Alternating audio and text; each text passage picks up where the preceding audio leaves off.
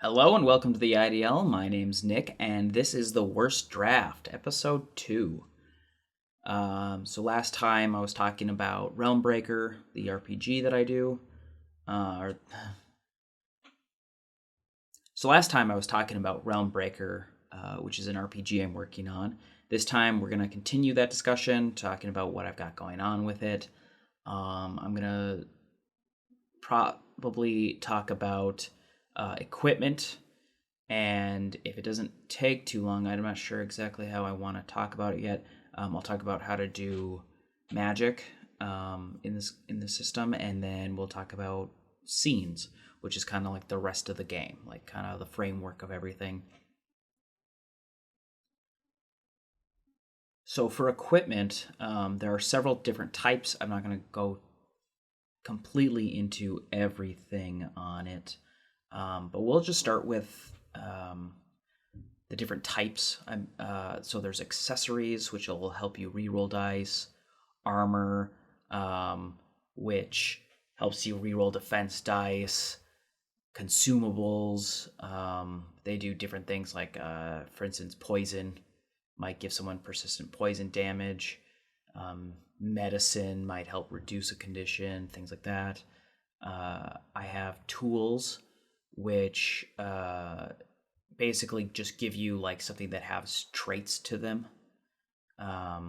Like a laptop might give you different senses, like sense digital or communication digital, different ways to talk and receive information, things like that.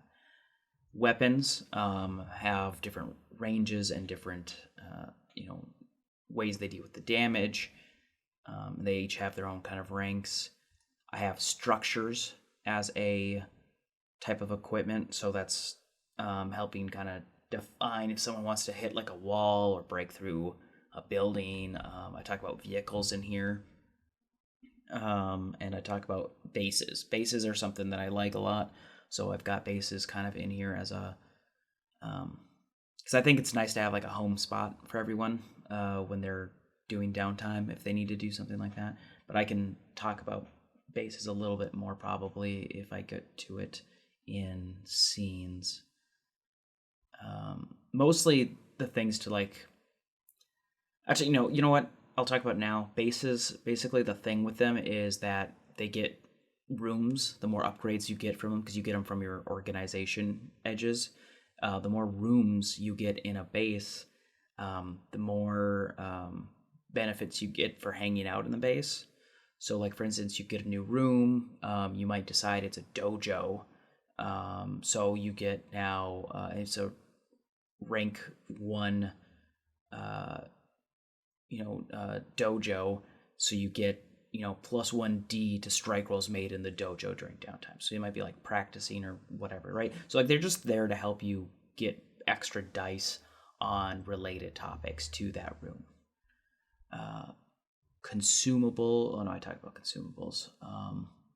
So Magitech is kind of like the key equipment, I would say, though, in this game. So there's 2 different types of Magitech. There are talismans, which give you powers, and there are other Magitechs that interacts with magic rather than causing magic. So, for instance, there's magic guns, where they're technology created so you can add a talisman to it, giving that gun magic powers, right? The other thing is, the most important one is the talisman harness. So that's a harness that most of your players will wear, where they have different slots: a body slot, 2 arm slots, a leg slot, and a head slot. And those let you do different things depending on what talisman is in what slot.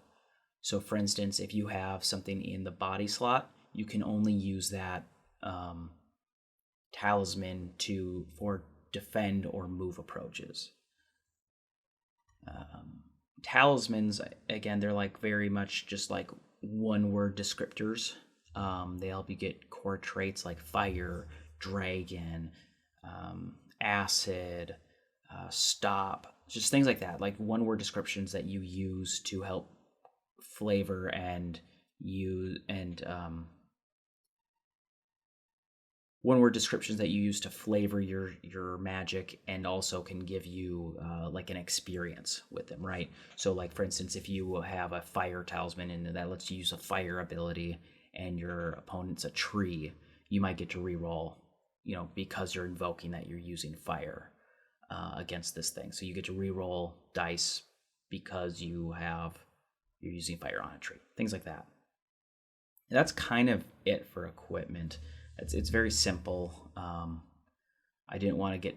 I mean, weapons are the most statted out thing, but kind of barely. It's just there to give you like ideas that like, hey, these do physical damage. They have this range. It's this type of descriptor damage, like slashing. So like again, slashing. Like if you're fighting a tree and you're using a slashing weapon, you might get to re-roll against it, something like that. So it's really just there to describe different weapons you might want to use in your game in a more basic way.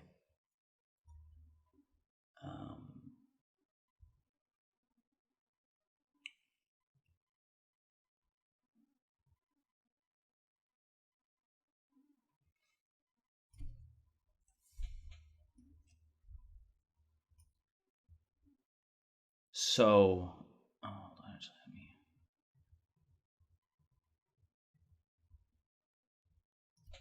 okay, so when you're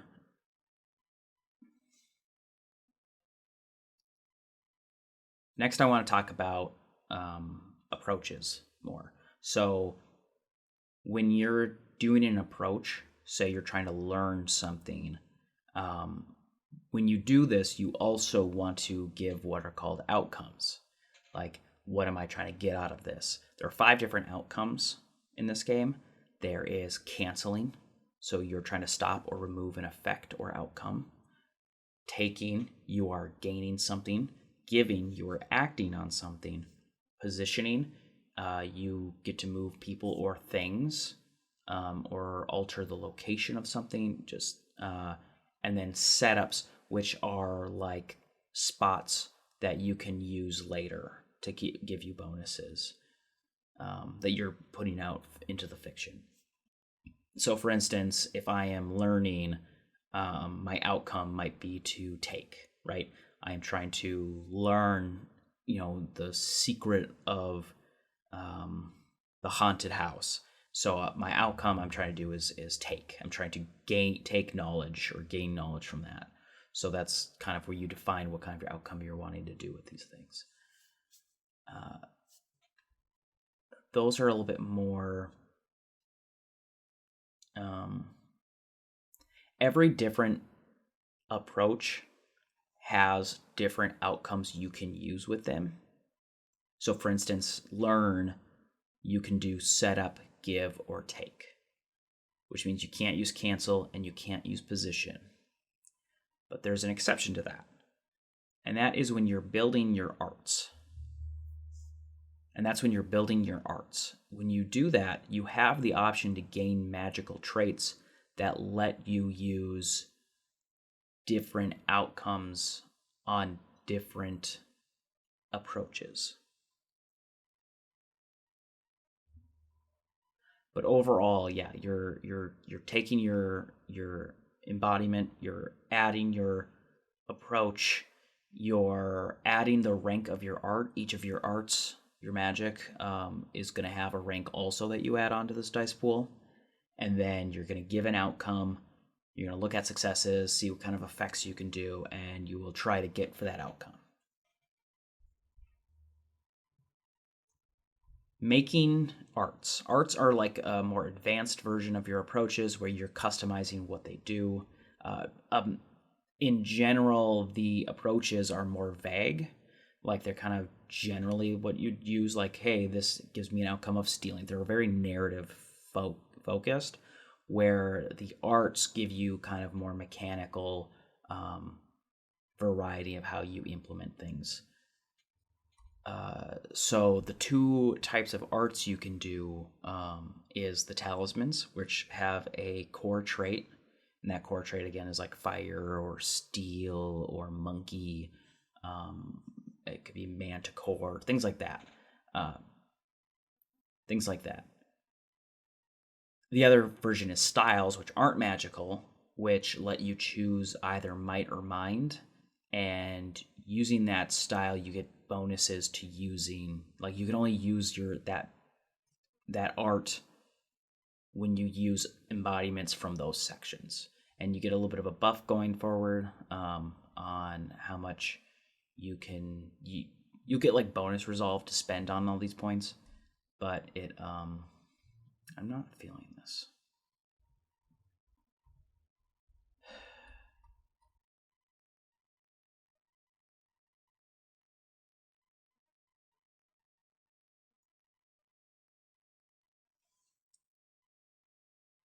There's also fucking piece of shit. There's also styles, which are some form of like technique or martial art. Basically, you choose either might or mind, and this art can only be used when you use approaches or embodiments from those two sections. So like fitness or focus, depending on which of these two categories you use. They're non-magical, so they'll always be beaten out by magic. If you use magic against non-magic, you're allowed to do a reroll on one of your dice just to kind of show the superseding of magic over non-magic, materialistically. Or if you're using magic against non-magic, you'll get the ability to reroll a dice to show that magic over the material world is more powerful. So the way that you create your art, it depends on which one you choose. So for instance, if you're doing the talismans, if you're going with magic,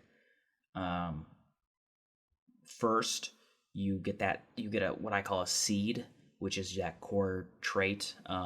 So like it would just be like that fire or whatever.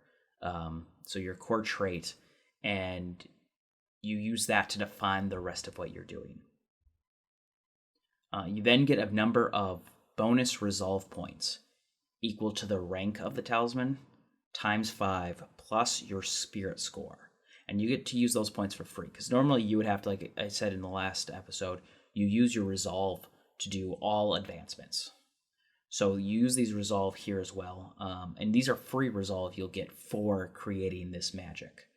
And then if you only ever spent, if you have a rank 1 talisman, that's times 5, that's 5 plus your spirit score of 3, right? So that's 8. If you purchased a trait for 5 and nothing else, you would lose those 3 extra points just because you had them for free and then you didn't spend them. Then you also and then you go through, I have a list of traits, they're sectioned off by different categories. So there's flaws, which are traits that harm or limit your art in some way, and by picking those you get extra resolve. So a good way to balance out the way your powers are, like if you want more powerful or more diverse options, you might choose flaws to counter the cost. There's fire, earth, water, air, light, and darkness. Those are the other categories depending on your affinity that you got from your archetype. 1 rank of a skill, of a trait, is equal to 10 times that rank.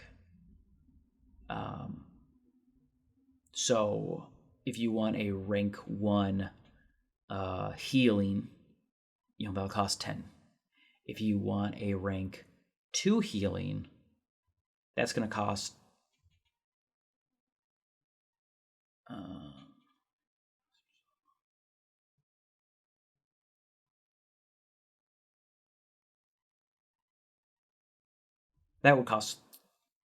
if you wanted a rank 2 healing, that would cost 30 resolve. So it'll scale. It's like when you're going from up each rank, it's that how much for that rank.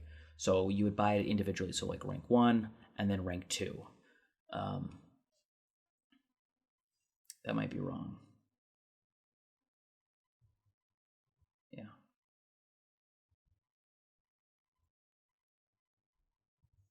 Okay, so when it comes to buying the traits, each trait it has a rank to it, and it costs 10 resolve per rank.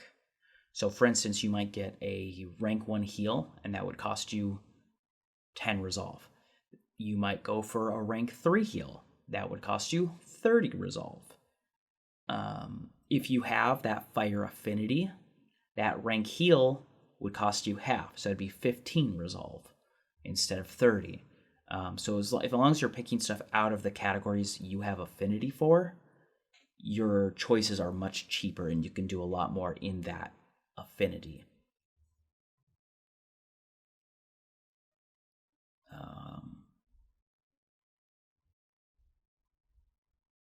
There are a few types of traits. Like I said, there's always the flaws. There are effects. So these are things you spend your successes on. So like healing is an effect. You spend your successes on healing damage. There are core traits, which are those seeds that you get from your talisman. So like elemental stuff like fire, wood, material things like ice or earth or steel. Supernatural things like ghosts, living things like dogs or dragons. All of those would be example of core traits.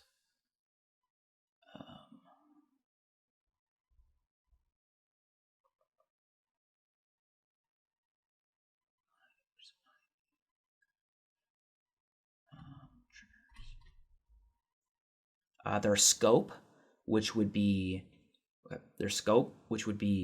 the different their scope, which kind of defines how you can define your trait. So like your range, are you covering a full zone? Are you covering different targets? Things like that. There's also outcome traits. So those are the outcomes where like, hey, your art lets you take the take outcome, even if the approach doesn't let you take it. So, but this one will let you use it.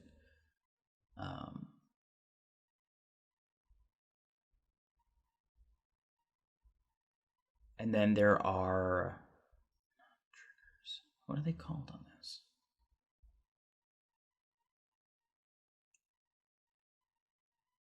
Why is there an I there?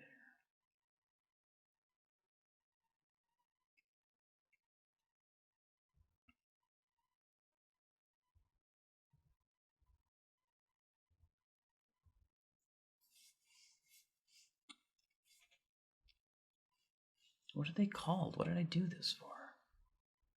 Oh, fuck. Are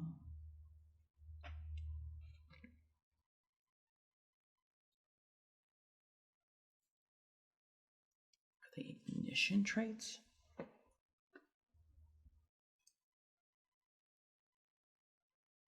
No. Not triggers.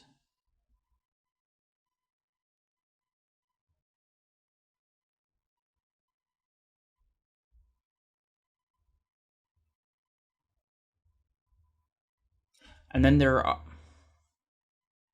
are inciting traits, which these are traits that allow you to use your ability, right? So, for instance, you might have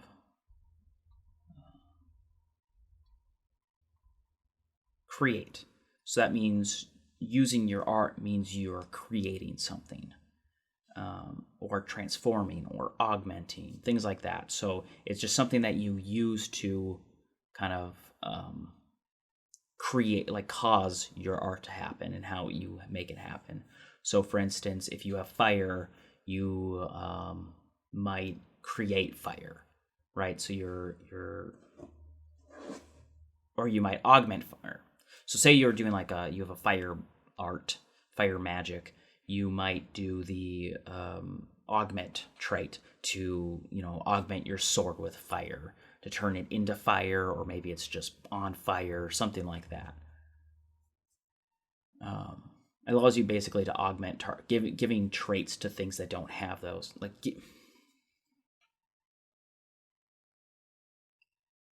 I'm just.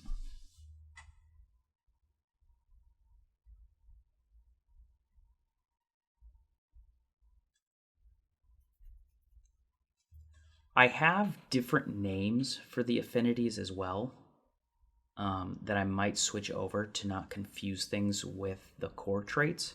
So, like, I have fire affinity, which actually lets you choose the trait that gives you fire, a fire core. However, earth as an affinity, that subject does not give you. Oh no, that one does give you. However, water as an affinity doesn't give you access to water as a core, right? So I think it might be a little confusing. So I do have secondary names for all of them that I'm looking at, which would be energy, matter, gravity, space, time, and void. I think that's probably what I'll switch to. But I've always had these like kind of linked elemental names with these linked like scientific names.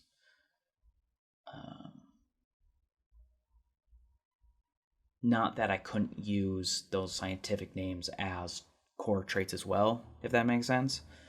But it might, I think, theming it might make a little bit more sense off the bat to not confuse people. Because I think people are going to think about these basic elemental properties before they think about getting a gravity trait. Each of these traits let you do, they've got each of these like traits have a wide variety of the things they'll let you do. Like for instance, they'll heal, hurting, gaining different senses you don't have, creating things, summoning things, controlling things, giving things conditions, changing durations of things.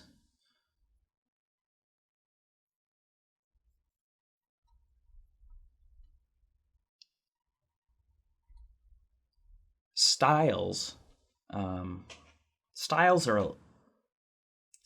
a little bit different here. First, you have to spend downtime to get a style. You have to find a master who will teach you this style. When you do get that, however, like I said, you'll choose one of your embodiments, one of those categories, might or mind, and that'll let you use that style for those specific embodiments. Oh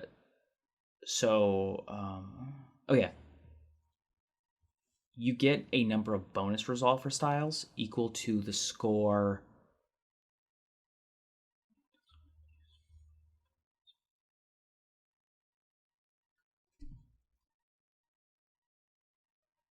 Oh, your master will have a rank associated with them, which I can.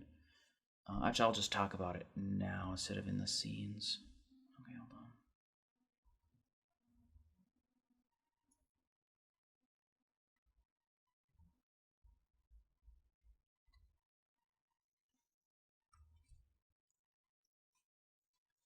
on. So when you spend a downtime scene getting a master to teach you a style, they'll have a rank associated with them. You'll make a approach plus luck, and the number of successes you get will be their quality score. So that score, you get a number of bonus resolve points equal to for free when building the art. And then this will be something you can use regardless of having magic equipment or not.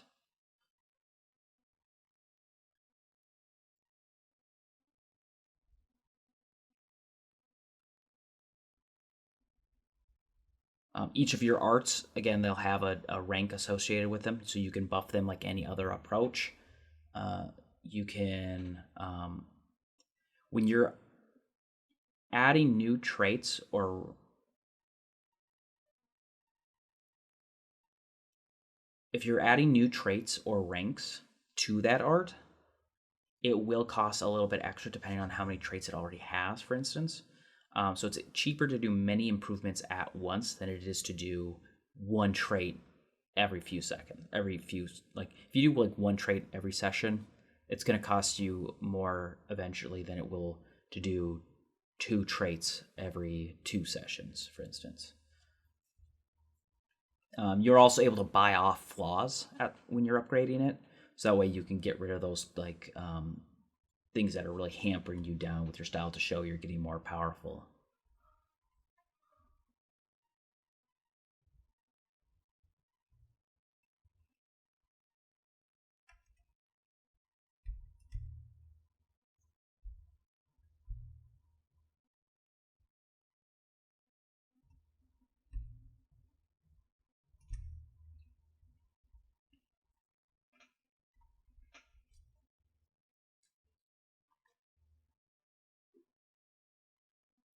So there's a few different types of scenes. Um, the very first scene you will ever do is called a chance encounter. And this is the scene that'll set up the reason that everyone is able to unite. Like it'll give you a cause to unite under. If it'll let you know if the group already knows each other, and if so, like it'll give them kind of some direction, changing the way their life was before, or they might not know each other, and this is like what causes them to have a bond in the first place. This scene will also give you your first major drive and your organization if you don't already have one. When you get your organization, there'll be some gear you'll get associated with that organization. And this can be kind of any kind of scene you want. It can be this is kind of like something associated with the rest of the scenes. So you'll do the chance encounter, which can be a downtime scene, which can be a social scene, can be a chase scene, stuff like that. Different scenes that we have are downtime. During downtime, you get more resolve than you would at the start of it. You get resolve at the start of every scene. Downtime gives you 2 resolve instead of 1. So this helps you do like different types of projects. Some of the projects have what's called the ability to cram, which means you take on conditions to get faster progress. So for the people who are a little bit more impatient about, like they need to improve quick. So different things you have as projects. So these are improvements that you can do, like which will help you increase your embodiments or approaches. There's research, which helps you get some information that you can use. And that'll look like your GM will be able to answer questions depending on how many successes you get or something like that.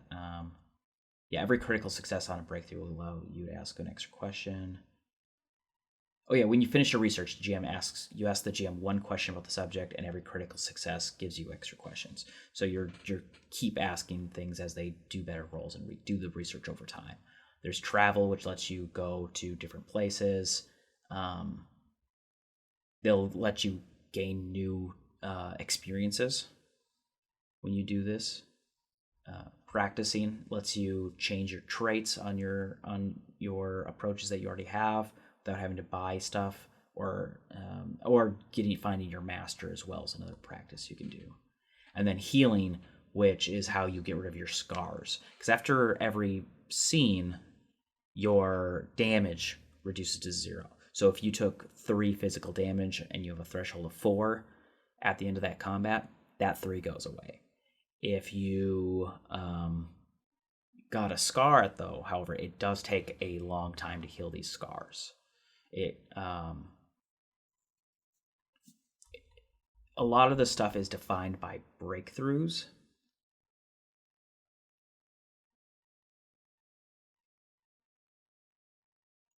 Every week of downtime gives you 3 opportunities to get a breakthrough on a project, and healing from a scar will take 6 breakthroughs to heal.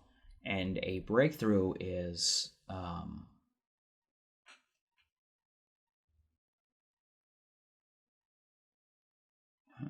don't really define it well on this.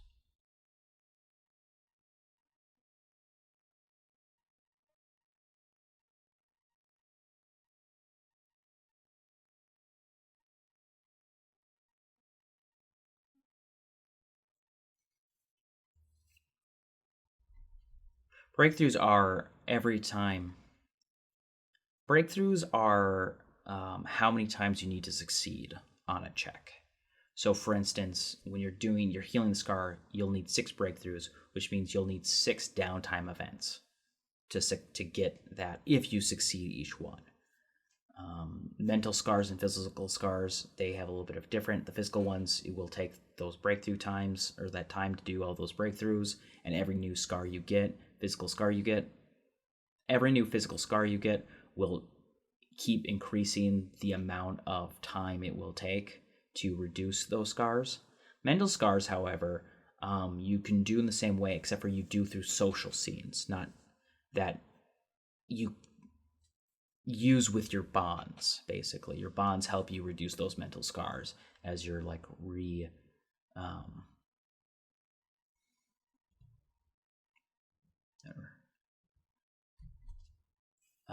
other.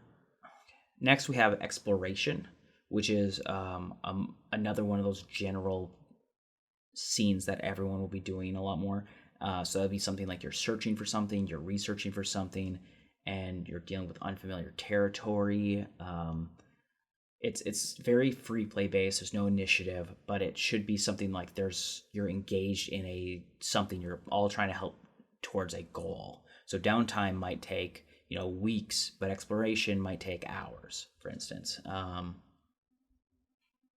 And in these explorations, you basically need 10 successes in order to have something to help you get further to your goal. And then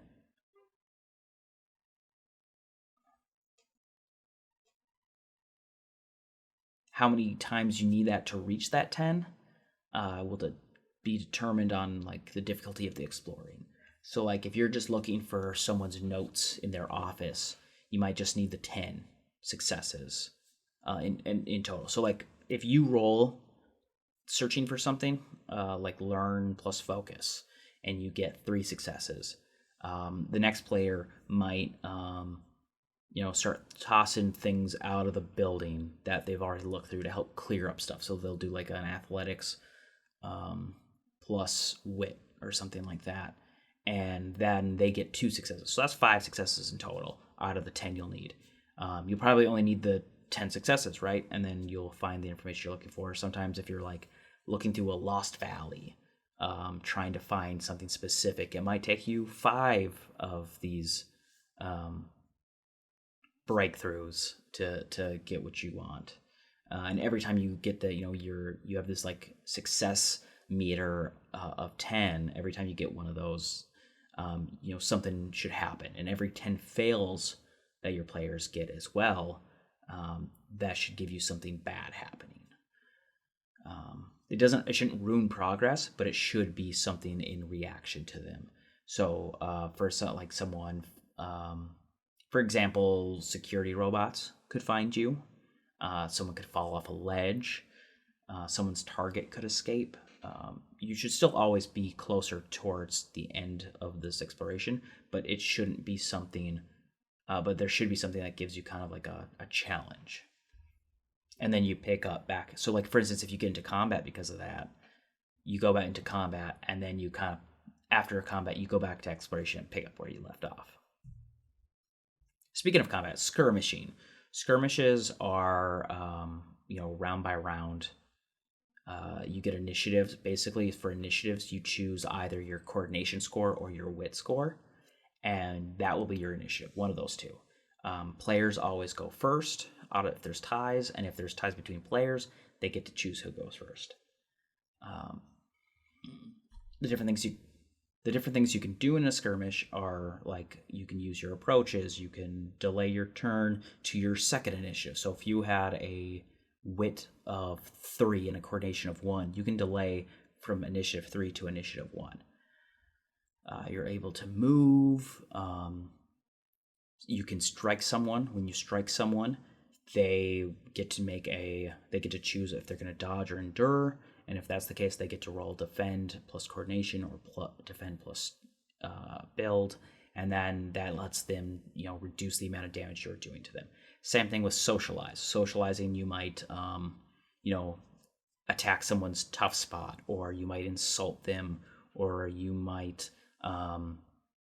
use your magic to try and hypnotize them. So they'll choose if they're going to try and ignore it or if they're going to just endure it. And so that'll be like a defend plus focus or defend plus emotion. And then strike or socialize will depend on which damage they take, whether it's physical or mental. You can use an action to brace, and if you brace, you get to roll 2 extra dice on your defend rolls. And you could brace all 3 actions. You get 3 actions in combat, and if you spend all 3, that's plus 6 dice to brace. But the thing is, it means that you are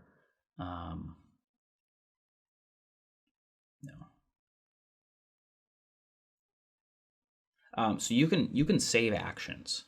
If you get 3 actions in a combat and you only do 1 to strike, you have 2 left over, you could save those. And what will happen is if someone attacks you, you can spend 1 to brace. When you brace, you get to do plus 2 extra defense dice. No, I like the first option better. That'd be stupid. Another action you can do is bracing. So you get those 3. You get 3 actions during combat.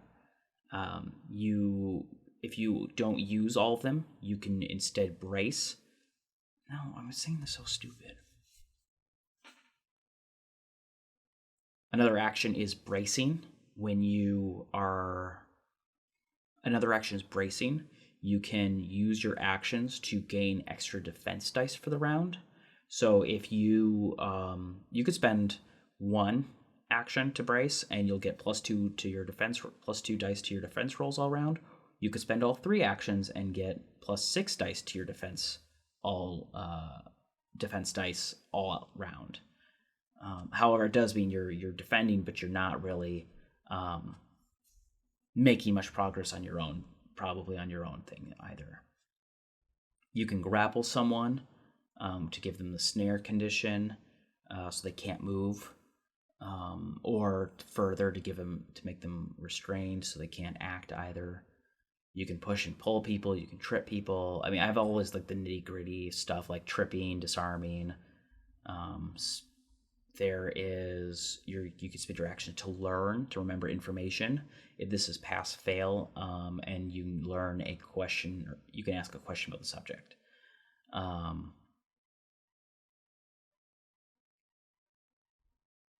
You can do first aid to heal someone in battle, to heal the damage rather than the scars.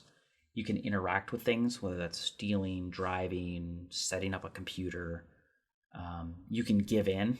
You can choose to surrender and end the skirmish, giving the opposing side their win condition while giving up yours. Everyone's going to choose a win condition at the start of this combat. Each individual player will. So they might have their own goals compared to even their own teammates. So they each choose a win condition, and if they get that win condition, they'll get extra resolve at the end of combat. But you can give in, giving up your win condition to help the other person gain their win condition. Trying to, even if multiple goals are at stake, you're there helping them to do theirs. And that kind of helps you give some kind of a say into how things end for you also. The other thing you can do is rivals. So occasionally during a skirmish, you may feel like you can take on an opponent or several opponents all on your own. And when you do that, you can declare them to be your rivals. You get plus 1 dice to all approaches while in a skirmish with your rivals. If you defeat the rival, you gain double the resolve you would have normally. So like if you would have defeated them and got 3 resolve, you get 6 resolve instead. And if your allies interfere at all, then the rival's status disappears and you just get normal results. So even if you find that you can't handle your rivals and your allies have to intervene to save you, you're not really losing anything at that point. Social scenes. They're very similar to skirmish scenes. However, you're usually going towards against someone's mental damage as opposed to physical. Death is almost never a result of getting too many scars in a social scene. So if someone wants to kill you, they're probably going to go for a skirmish over social.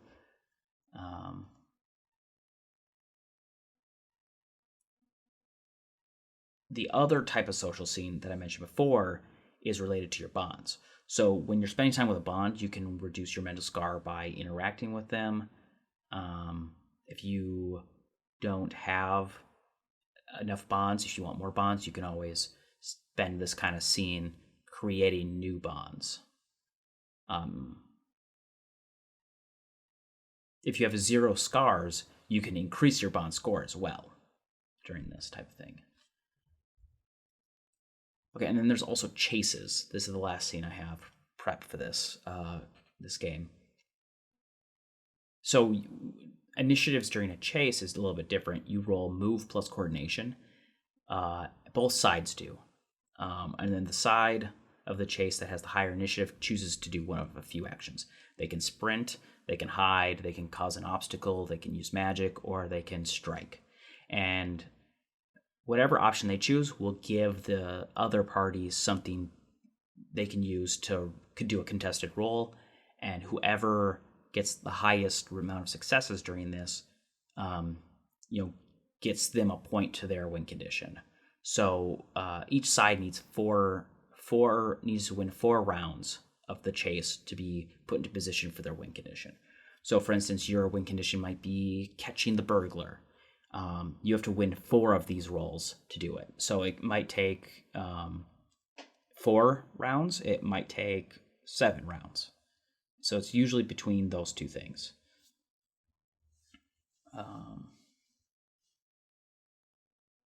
And then every round you reroll initiative.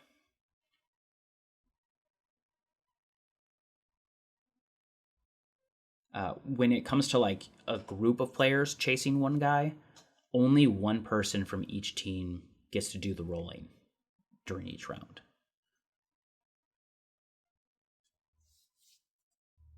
Because this is kind of like a quick on the go thing, and I think it's like different instances of something happening during the chase rather than like the skirmishes where it's everyone all at once doing everything. This is kind of more focused in.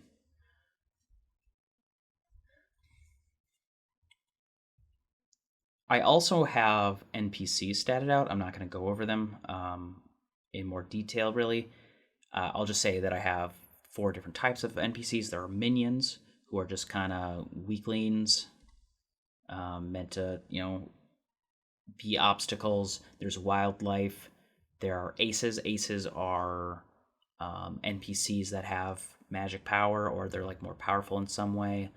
And then there are magic beasts, and they all have like I wrote in how to build each of them, like how many points they get to spend on things, and then I have example NPCs built for each section, because I find it very annoying to have to sometimes do your own NPC building when you just want to play something. Because I ran GURPS a long time ago, and at that time it was in a fantasy world, and I didn't have really resources, and it was so taxing to try and build stuff that it just killed the game for me. So I'm trying to at least get options for people.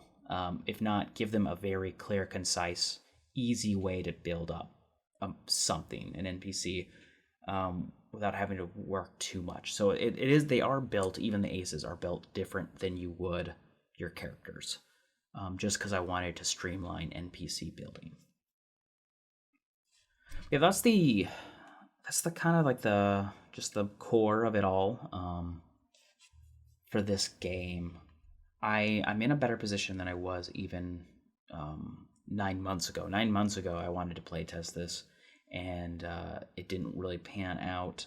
And at the time, I was very unhappy with my trait system, which I reworked, this summer. Which I'm not saying it's perfect, but I'm saying it's a little bit better. It's a lot. I feel more comfortable with it than I did previously.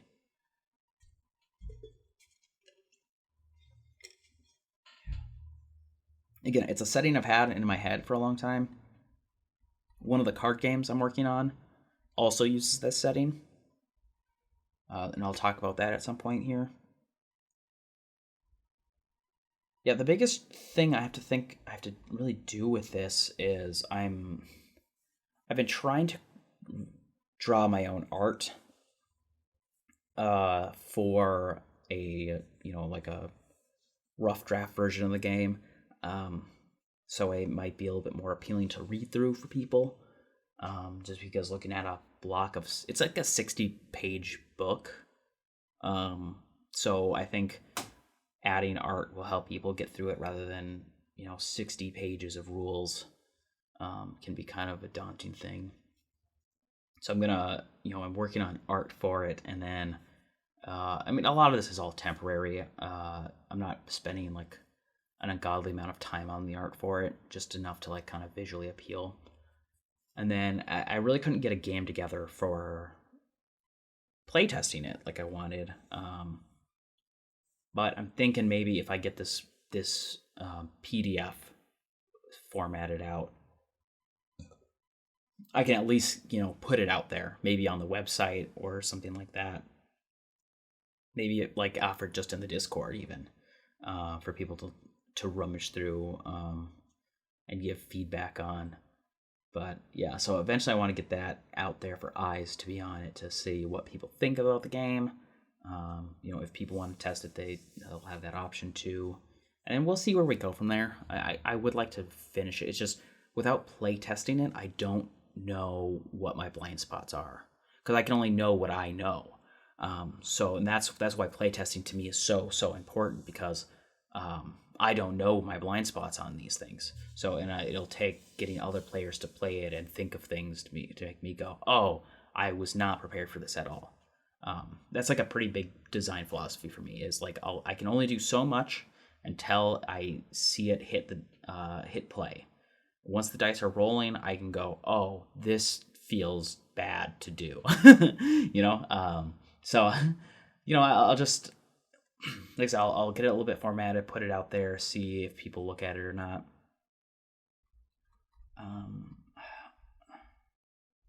Because like overall, I'm pretty okay with it as a product. There might be things here and there that I don't like. I think next time I'll go over. I'll go over the Realm Breaker card game. I think. So I have the Realm Breaker card game. I have a different TTRPG called Lion's Draft. That one is more inspired by Final Fantasy Tactics. It was meant to be like a beer and pretzels tabletop game, but I can't do things without causing myself a lot of problems.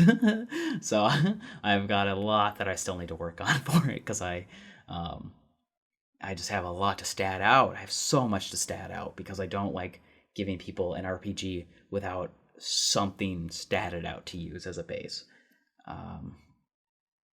And that one's a game again about like kind of war and politics set in a vaguely medieval time period. Then also I've got, the Realm Breaker card game.